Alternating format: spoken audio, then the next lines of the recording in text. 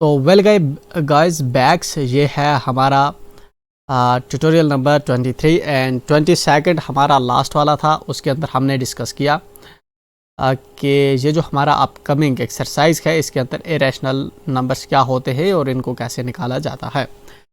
And जहाँ पे है हमारी जो है इस वक्त हम स्टडी करने वाले हैं ये है हमारी एक्सरसाइज 1.3 रियल नंबर्स हम स्टडी कर रहे हैं। And here we will be going with our first question. ठीक है ना, पहला क्वेश्चन जो है हम डिस्कस करेंगे।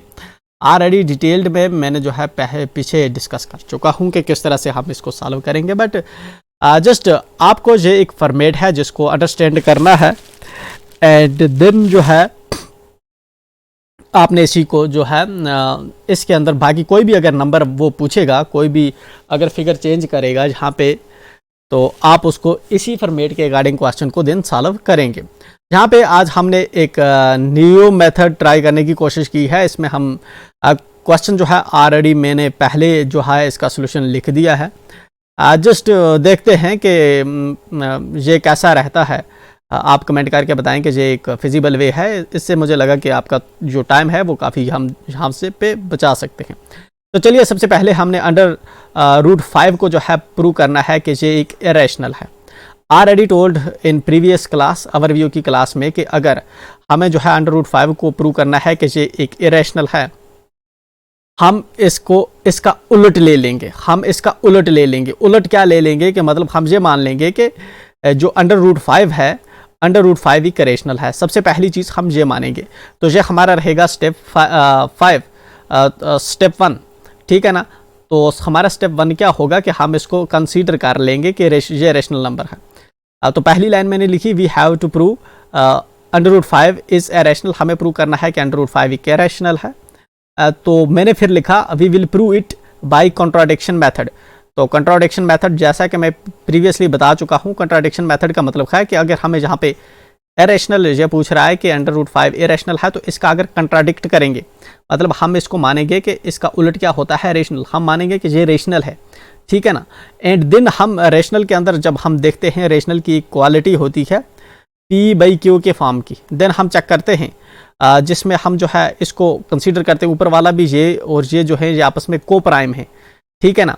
देन हम नीचे अपने क्वेश्चन के अंदर ये ट्राई करने की कोशिश करते हैं कि हम देखें अगर ये को प्राइम है तो इनका सिर्फ एक कॉमन फैक्टर है। बट हम जब इसको सॉल्व करते हैं एंड अब चीज़ें आगे प्रोसीड करते हैं, तो हमें अंडर रूट 5 प्रूव करते हुए पता चलता है कि एक्चुअल में इन दो का सिर्फ एक ही नहीं बल्कि 5 भी जो है आ रहा है कॉमन। इसका मतलब ये हुआ कि ये को प्राइम नहीं है, हमारी एजम्पशन गलत होती है। तो वैसे हम प्रोसीड करते हैं। तो सबसे पहले आपको जो है पहले ही लिखना होता है कि we have to prove 5 is irrational. वो आप लिख लेते हैं। देन हम लिखते हैं कि हम कॉन्ट्राडिक्शन मेथड से इसको जो है सॉल्व करने वाले हैं। देन आपका पहला स्टेप जो आपको याद रखना होता है वो ये है कि जो भी नंबर दिया हो, जहाँ पे अंडर रूट 5 है, अंडर रूट 5 जो है एक रेशनल है। तो हमने कंट्राडिक्शन क्या लगाई कि ये नंबर जो है रेशनल है। तो जहाँ पे इसको मैंने रेशनल मान लिया, अगर मैं इसको रेशनल मान लेता हूँ देन हम इसको P/Q की फॉर्म में, दैट मीन्स रेशियो की फॉर्म में लिख सकते हैं। मैंने लिखा A/B, जिसके अंदर वेयर जो है मैंने A एंड B को मैंने को प्राइम्स कंसीडर किया। ठीक है ना। और नीचे वाला जो नंबर है इसको मैंने रखा कि ये 0 नहीं है। अगर ये 0 होगा तो ये अपने आप में ये रेशनल नहीं रहता फिर। ठीक है ना। तो अंडर रूट 5 को जब मैंने कंसीडर किया ये रेशनल है, तो अंडर रूट 5 को हम लिख सकते हैं इक्वल A/B के। ठीक है ना। ये हमारा जो था, यहाँ पे जो पहला स्टेप था वो हमने लिखा। ठीक है ना। एंड सेकंड जो हमारा स्टेप होता है इस क्वेश्चन को सॉल्व करने के लिए, देन हम जो इसको लिखते हैं, पहले इसको रेशनल कंसीडर करते हैं, देन इनकी स्क्वेयरिंग करते हैं। तो ये था मेरा सेकंड पार्ट। इसके अंदर मैंने जो है इसकी स्क्वेयरिंग की है और साथ में मैंने लिखा भी है कि squaring both sides. Under root 5 को स्क्वेयर किया मैंने एंड A/B को जो है जहाँ पे मैंने स्क्वेयर किया। जे वाला A/B जो है जहाँ पे आया एंड इसको मैंने स्क्वेयरिंग की, एंड अंडर रूट 5 जे वाला जहाँ पे आया तो इसको मैंने स्क्वेयरिंग की। तो दिस इज़ मोस्ट इंपॉर्टेंट। ये वाला जो स्टेप है आपका, इसको आप रखेंगे सेकंड एंड इसको आप थर्ड कंसीडर कर लें, क्योंकि ये बहुत इंपॉर्टेंट है ये वाला स्टेप। ठीक है। चलिए, आप जब स्क्वेयरिंग करेंगे तो आप देखेंगे कि 2 और अंडर रूट जो है कट जाता है। कैसे कट जाता है ऑलरेडी मैंने पहले बता चुका हूँ कि अंडर रूट 5 का स्क्वायर जो होता है इसका मतलब होता है अंडर रूट की वैल्यू होती है 1/2 के इक्वल। तो ये बाहर वाला 2 अब इसको थोड़ा आगे प्रोसीड करते थे तो ये हो जाता है 2/2, क्योंकि इस 2 इंटू 1 1 होता है, 2 इंटू 1 1 होता है, ये 2 और ये 2 कट जाता है तो अल्टीमेटली 5 बचता है, इसलिए हम 2 और ये इकट्ठे काट देते हैं। तो वही जब मैंने काटा तो यहाँ पे मुझे मिला 5 and a square b square, a square divided by b square मुझे यहाँ पे मिला, ठीक है ना। जब मुझे ए स्क्र बी स्क्र मिला तो after that what I will do, मैं इसको इस साइड में खींचता हूँ, ठीक है ना, एंड ए स्क्र को मैं अकेला करने की कोशिश कर रहा हूँ, ठीक है ना, क्योंकि मेरा जो मिशन है, मेरा मिशन है ए का जो है फैक्टर ढूंढना एंड बी का फैक्टर ढूंढना, ठीक है ना। ए एंड बी का मैं फैक्टर ढूंढने की कोशिश कर रहा हूँ, ठीक है। तो चलिए मैंने जो है जहाँ पे है हम राइट हेयर वी आर, ये है हमारा एंड तो जहाँ पे जब हम करेंगे तो 5b स्क्वायर आ जाएगा इस साइड में, ए स्क्वायर बचेगा तो A square is equal to 5b square, इसको मैंने कंसीडर कर लिया, ये हमारी इक्वेशन फर्स्ट है। अब देखिए जब हम इक्वेशन फर्स्ट को देखते हैं तो इससे हमें क्या चीज़ पता चलती है, इससे हमें पता चलता है कि जो चीज़ इस साइड में है ना, ये अगर इज इक्वल टू है तो ये वाली चीज़ इक्वल होनी चाहिए इस वाली साइड के। फॉर एग्जांपल हमारे पास ए स्क्वायर जो है ये वाला बराबर होना चाहिए 5b स्क्वायर के, ठीक है ना।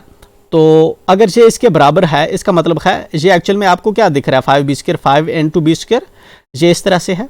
तो इसका ये मतलब हुआ कि ये 5 जो है ये बी स्क्वायर का एक फैक्टर है, अगर ये बी स्क्वायर का फैक्टर है तो ये 5b जो है ए स्क्वायर के इक्वल है, तो ये मान सकते हैं कि जो ए फैक्टर है वो ए स्क्वायर का भी है। तो वही चीज़ मैंने लिखी कि जो 5 है वो ए स्क्वायर का फैक्टर है।